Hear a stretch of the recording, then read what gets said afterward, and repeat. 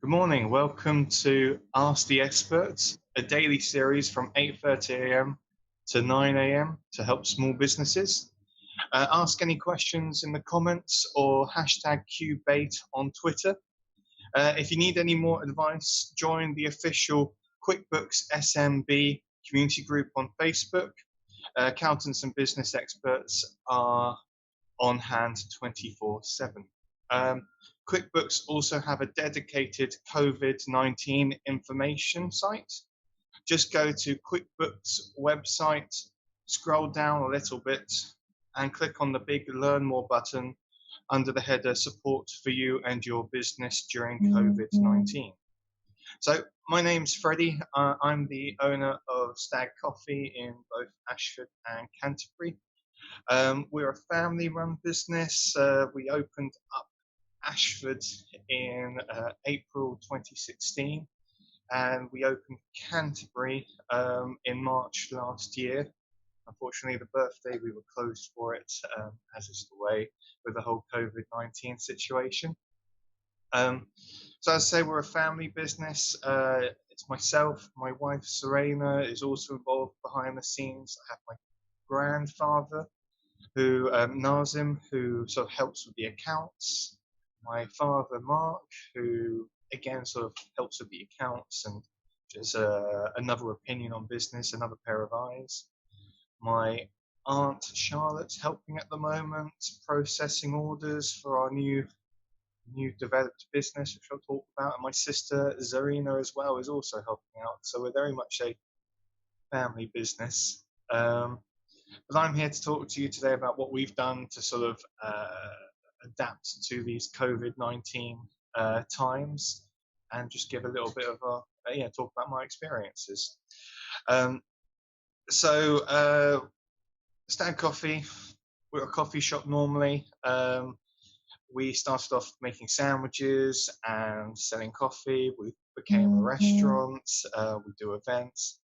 And now we converted into a grocery home delivery store, servicing around 40 houses a day, 5 days a week, to the areas of Ashford, Canterbury, Tenterton, and further afield if needed as well.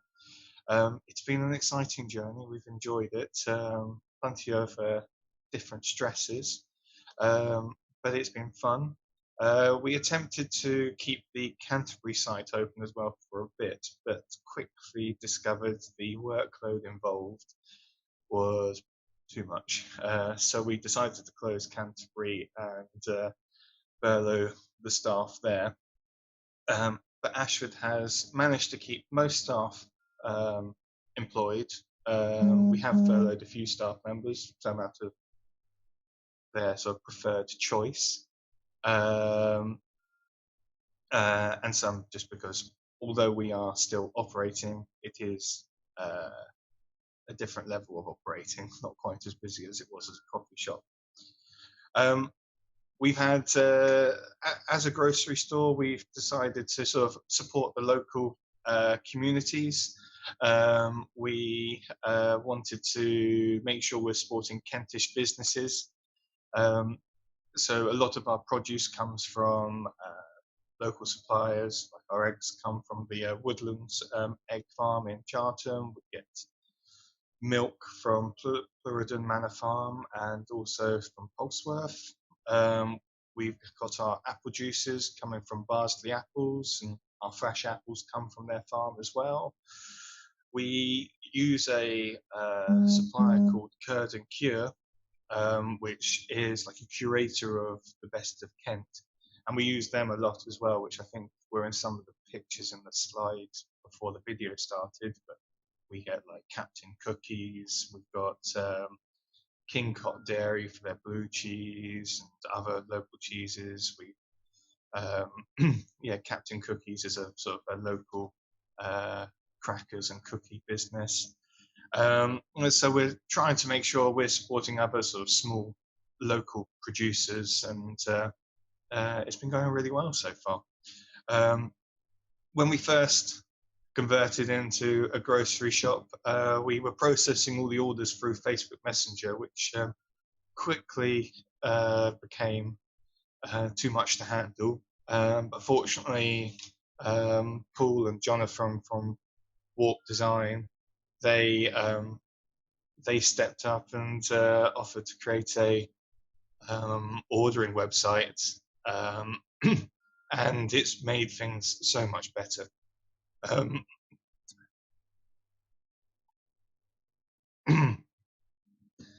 It's made things so much easier to process. If you're looking for something, do have a look at their website, Warp Design or deliverylocal.co.uk. It's a startup themselves. They've basically created it all from scratch, and it's been good. We've just slowly worked with them to develop our own custom ordering website. But yeah, it's we're learning as we go with this. We've slowly added more and more things to our grocery shop to differentiate. We always knew we had a choice between becoming a grocery shop or doing sort of hot takeaway food like most restaurants do.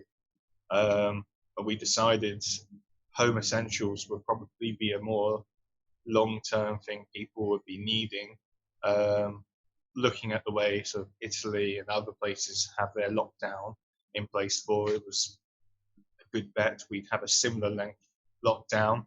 I still think we're another 6 to 9 weeks to go, to be honest, in the lockdown, or before shops are allowed to open as normal. Probably even longer than that. And it's my opinion that most probably people need essentials, and with the difficulty getting home delivery slots all the time, it's worth doing. But we've now started doing our own ready meals to sort of differentiate from your Tesco's, and yeah, it's going really well. People are enjoying the ready meals. It's something different, and yeah, I'm excited to see what we're going to do next. Got lots of ideas. Thinking of doing online tuition videos, how to make bread. I'm going to focus a lot more on Facebook advertising, researching a lot more about that, because that's definitely something we've noticed as being very important, is advertising on social media produces more sales, we found. But yeah, no, I believe it's time for me to take some questions. So the first question I got is from Paul Goodwin on Facebook Messenger. Hi everyone, Freddie, I am particularly interested to know what strategies you're considering to retain customers when the social distancing rules are relaxed, or when the large supermarkets get their home delivery act together. Will this new way of working be sustainable for you? So basically, one of the reasons we're wanting to launch ready meals is because I feel like that is an aspect that we can definitely continue going through. I'm already planning how I will change my layout in the coffee shop to have like a sort of a deli, you can come and buy stuff, but also doing a small delivery service to the local area, and plans to, if the ready meals really become popular and we do our marketing well, we could do something similar to the brand Cook, where we are doing sort of freezers in farm shops with our ready meals. It's quite a lot of ideas along those lines of still becoming more of a delicatessen to sort of a corner shop as well as a coffee shop restaurant, and keeping up on the sort of home deliveries, just maybe scale down the amount of fresh fruit and veg due to space. But if demand maintains right through, even when it gets close to it, then we may have to think about another unit or something like that. We'll just have to see in the end. It's going to be interesting. So I hope that answers your question there. Paul Twitter sent a DM. What have been the biggest obstacles transforming your business to a groceries delivery service? Have you been able to find new suppliers, and how have you done that? Biggest challenge would probably be the admin side of processing. It was fairly easy to turn the shop into a warehouse. We have plenty of tables already and catering tables when we do outside events to create packing zones, and got plenty of fridges and freezers, which we just sort of converted into cold stores. But definitely the admin side has been the hardest challenge. It's fortunately my sister helped step in to help process orders from her laptop when she was self-isolating, and so that sort of really helped in the initial. And then having Warp Design create an online ordering platform really took most of the processing stress out the way. And so yeah, it was definitely getting that, and then it's just making sure that you keep an eye on your margins and don't have a lot of wastage. Order what you need for the next day if you can. With the suppliers, it was I already had most of my suppliers. We did have to find like a new milk supplier because usually we got our milk from Tesco's, but we've now supported a local. We support a local producer now. But we had conversations with all our suppliers about continuing having enough service and better discounts to be able to pass on the discounts to our consumers. So Marie on Facebook Messenger has asked, have you got any new insurance for drivers or any other part of your business now that has changed? And do you have to do extra checks on drivers for safety? Yes, so we, for the drivers, the first couple of days, we did the driving ourselves. So we used an app called Zego, that's Zego, which I'd used previously when I've done some delivery driving to sort of help pay for Christmas presents and stuff like that. It's a really good app because it's really fast to set up. And it's very low cost. You can decide to either pay for a week of delivery driving insurance, or you can do it by the minutes almost. You can press start and stop, and it will insure you for that time. Fortunately, I came across it a couple of years ago, so it was not too much of a challenge to find it out. Business insurance wise, generally we're covered for it. We did renew ours one anyway in April because it came up to renewal. Yeah, we didn't have to do anything different there. Of course, when we started doing deliveries and just in general with the whole COVID-19 situation, we have introduced lots of new checks. So we managed to get hold of quite a lot of hand sanitizer, which we chose to, rather than sell, just use it in the shops because they were fairly expensive. But we've been making sure staff members have sufficient disposable gloves, hand sanitizer. They are working in like separate areas of the warehouse. Drivers have their own bottle of hand sanitizer. They have their own set of, they have access to disposable gloves. We've made sure that they know how to deliver to people's doorsteps. So making sure you're delivering to within a meter or 2 meters of the person's door. You let them know that it's there and you take a step back. You know, you want to be at the end of the driveway, at least 2 meters, but ideally sort of 5 meters. And we just tell them to wait until they've acknowledged or collected their food to make sure no one runs off with their goods. Because some people are like that, unfortunately. I mean, in the shop, we already did our sort of temperature checks in the fridges and checking on the quality of goods. It's just adapting to where we're doing them. So it's not been too much of a challenge. Security's been one of the main things that I've been most conscious about, because I know a friendly other coffee shop in Ashford got broken into in the first week of lockdown, and I was very conscious that our shop is very, very visible, especially with all the goods. And although we've not been broken into, we have had our windows, our front door was smashed about 2 weeks ago, but they didn't manage to get into the shop, fortunately. But you do have to sort of add your extra checks, make sure your cameras. We informed the police that we were operating and the council to make sure they knew what we were doing, to keep everyone in the loop. So we weren't going to be like questioned too much about why we're still open.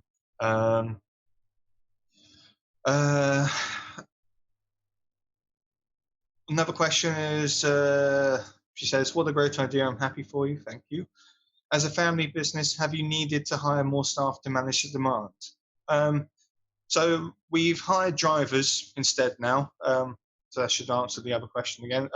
We've now hired drivers and let the staff we had employed focus on the sort of packing and the organising of the shop. We haven't had to hire new staff members on a longer term basis. Like we got a full-time driver, Sue, who is probably watching. Hi, Sue. And Nikki, who's a part-time driver that sort of helps with extra demand. I myself will do some driving if need be. Then I got Naomi, who is working our full-time packer, who's the person in the shop looking after the shop whilst I sort of work from the computer at home. And then I've got my part-time and weekend staff members sort of supplementing and helping out Naomi. My full-time manager, Bernardo, has been furloughed. He has actually just become father to a second child, so it actually works quite well for him. And my full-time chef has also been furloughed, mainly because I can't guarantee to meet their sort of contracted hours, and so rather than putting them in for less hours, it makes sense to furlough them because they have their bills to meet. But if things get busier, I see as if like we continue doing this afterwards, then I do see there's potential to hire more staff. You know, we may need to buy a refrigerated van if we keep busy and decide to keep doing this, rather than using cooler boxes in cars and stuff like that. It may be worth getting a refrigerated van and employing a full-time driver and organising more. We may need to get someone permanently on admin, because once Canterbury reopens, I'll need to be working again over there, and my time processing orders will be lost. So there is potential to hire more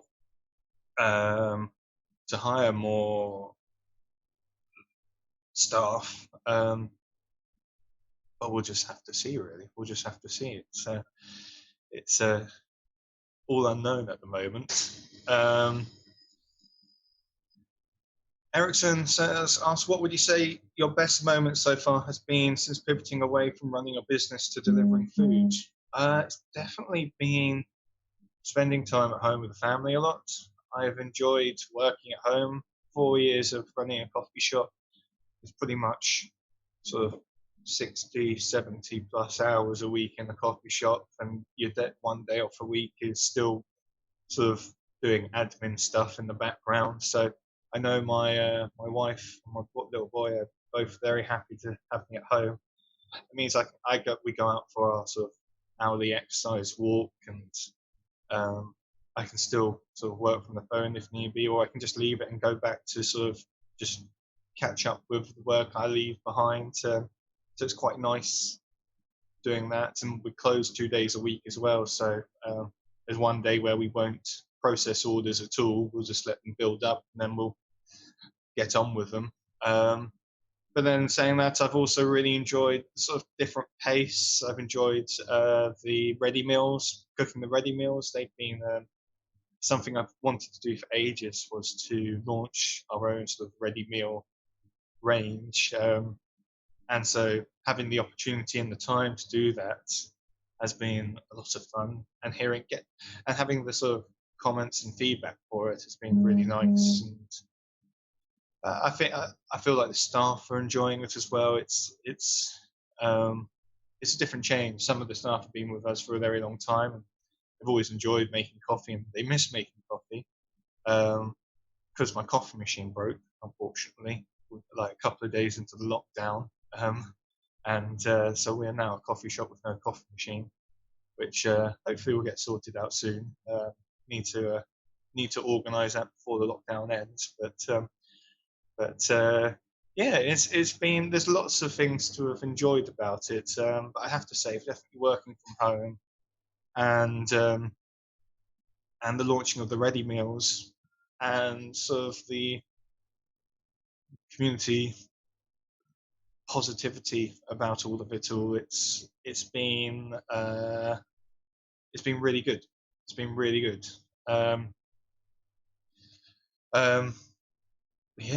Yeah. Simon asks, I'm a business owner running a cafe as well. I'm thinking of doing the same thing. Where do you start?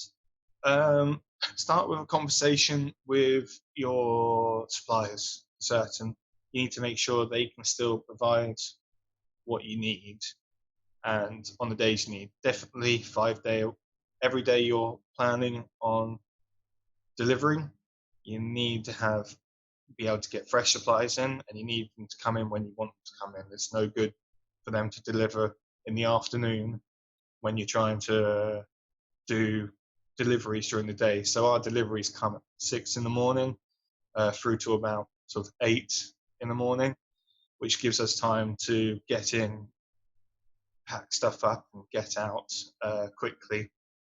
Because you don't want to be hanging around waiting for a delivery, because if you've got hours to pay, it's something you can't afford to wait, especially when you've got the benefit of a online grocery shop is exactly how many how much money you're going to be taking that day, within probably £100 or so. So like you have a very strict, you're not going to earn extra money on that, so you need to keep your labour costs very much under control. So that's why having your suppliers delivering when you need them on the days you need them is really important. Having an online ordering system will save you a lot of hassle. Depends how big a team you've got, but like we're quite a small team in one shop, and if you're planning on doing the delivery, you need someone to process orders, and having an online ordering website will just make the life a lot easier. You'll really struggle to process it and place your orders and deliver if you don't have something there to help you process it. Got to make sure you've got your insurances, your car is safe and set up. Make sure it's clean, make sure you've got plenty of space, and then you've got to really think about what others are doing around you that are similar and what you want to supply. So there are a lot of places doing similar things to us, mainly like fruit and veg boxes and stuff like that. What we're doing differently is we really have something for everyone. We have toiletries to fruit, veg, different meats, cheeses, your snacks, your popcorn, custard, ready meals. We have flour, dried yeast, huge amounts of that stuff, and we've had to sort of plan that and what we want to do. Some places may not want to take on quite as much as what we've done. I mean, we bag our own flour up now. We buy sort of 100 kilos, and we bought flour bags from a producer of them. We bought packaging for dried yeast, because we bought sort of 20 kilos of dried yeast, and we had to sort of research the correct packaging. So definitely talk to your suppliers, get an online ordering system. And then the final thing is market it. So you really have to sort of work hard on the social media, because the social media side for us has been really important. We've seen we've seen direct correlation between Facebook posts and getting more orders in, and so it's something I'm definitely focusing on more. Howie is asking, do insurers still come out to fix your shop during COVID-19? I'm guessing this is to do with the breaking of my shop window. I mean, the insurance, when we did our insurance renewal, we've only ever done it online, over the phone. We never actually had an insurance person come into the shop, I think, except for the first year. When the window got broken, we just called our sort of contacts, used our contacts we have, and we had someone out the next day to sort of board up the window. But no, they probably would, but only if absolutely necessary. Most can do it over the phone.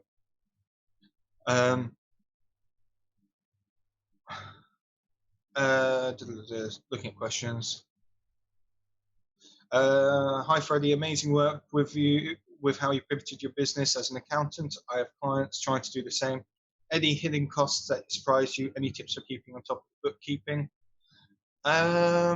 Hidden costs, you just got to remember that the margins that you operate at may not be the margins that you're making because you're holding a lot of stock in your shop at all times. So you're aiming for like 30-35% margins in this line of grocery business, but reality is you're holding a lot more stock. Your margins may be right, but the reality is your cash flow, you have to keep an eye on your cash flow quite a lot. That's what I would say.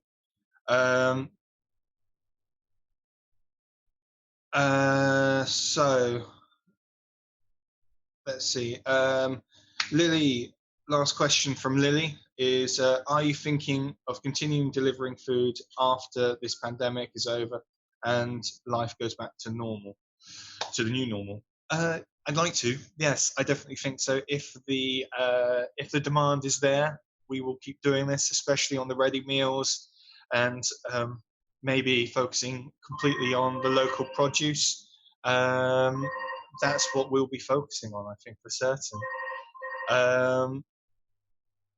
Thank you very much. I'm going to introduce, so we got coming up, 2 seconds. Sorry about that. So coming up on RC Experts is Ariona from Major Accounts, who's on at 8:30 a.m. tomorrow morning. She's a chartered accountant who specialises in cloud accounting. A reminder, if you need any more advice, join the official Intuit QuickBooks SMB community group on Facebook. Accountants and business experts are on hand 24/7. Thank you for listening. My name's been Freddie. I'm the owner of Stag. If you have any other questions for me, just message me. I'm more than happy to help. And thank you very much. Stay safe. Bye.